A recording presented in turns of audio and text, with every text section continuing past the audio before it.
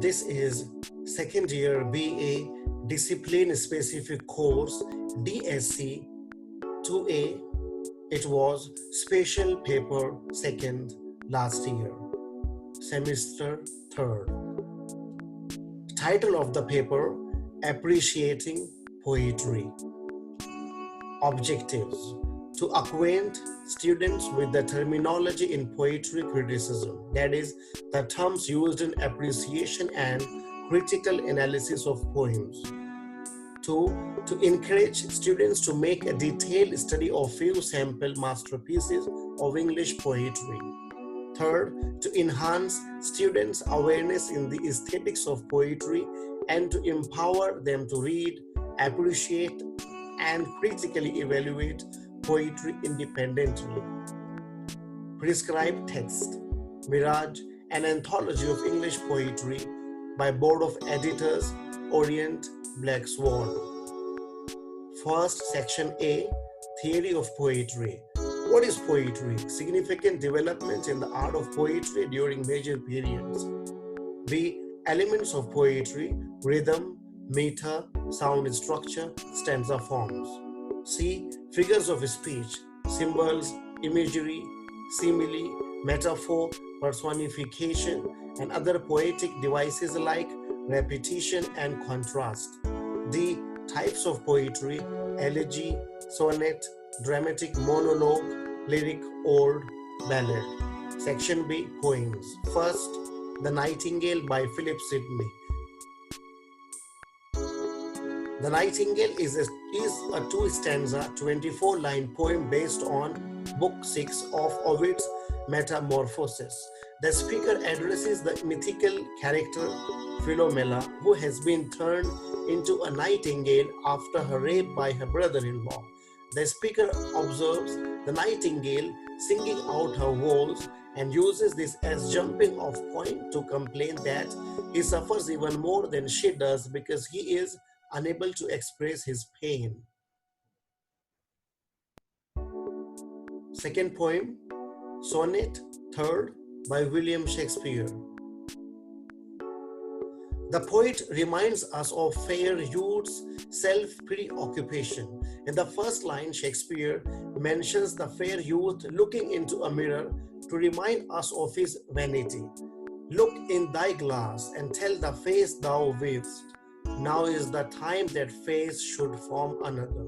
The poet informs us that fair youth is very much like his mother, suggesting that he is quite feminine. This comparison between the fair youth and a woman frequently features in Shakespeare's sonnets. Shakespeare suggests that his beauty reminds the world and his mother of how pretty she was once. He is in his prime and should act now.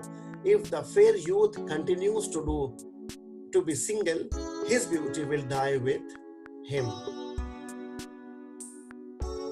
Third poem, The Sun Rising by John Donne. The poet asks the sun why it's shining in and disturbing him and his lover in bed. The sun should go away and do other things rather than disturb them, like wake up ants or rush late schoolboys to start their day. Lovers should be permitted to make their own time as they see fit. After all, sunbeams are nothing compared to the power of love, and everything the sun might see around the world pales in comparison to the beloved's beauty, which encompasses it all. The bedroom is the whole world for them.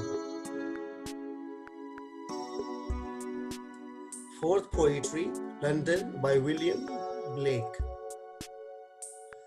London was a bad place back in 1790s. Just ask the speaker of this poem, who takes a walk around an area near Thames. He can hear all kinds of cries from adults, kids alike. He sees people who look just awful, church that's getting blacker all the time, and a palace that appears to have blood on its walls. While walking at midnight, He hears something really bad, a harlot, prostitute, cursing her infant for crying. All in all, bad times y'all.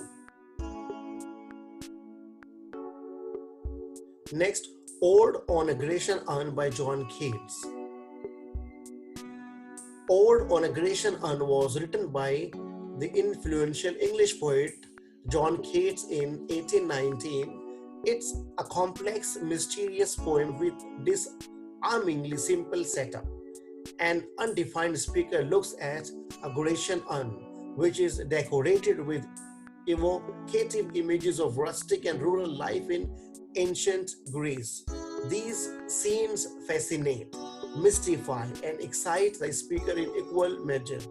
They seem to have captured life in its fullness, yet are frozen in time.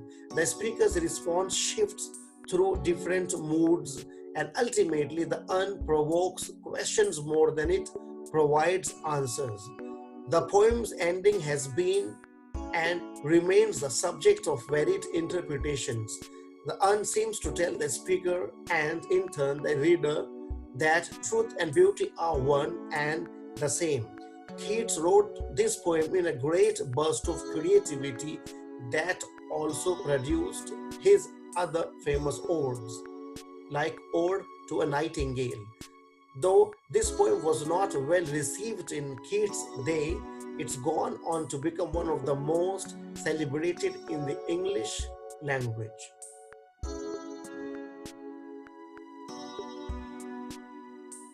And the last one, To a Skylark by P.B. Shelley. The persona extols the virtues of skylark, a bird that soars and sings high in the air. It flies too high to see, it can be heard, making it like a spirit, or maiden in a tower, or a glowworm hidden in the grass, or a scent of a rose.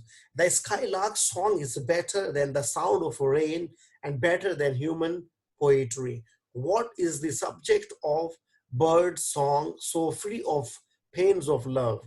Perhaps it sings because it knows that alternative is death. The bird does not have the same longings and cares that interfere with human happiness. Yet, it's these things that help us appreciate the pure beauty of bird song. Perhaps the skylark song could become persons, personas, muse.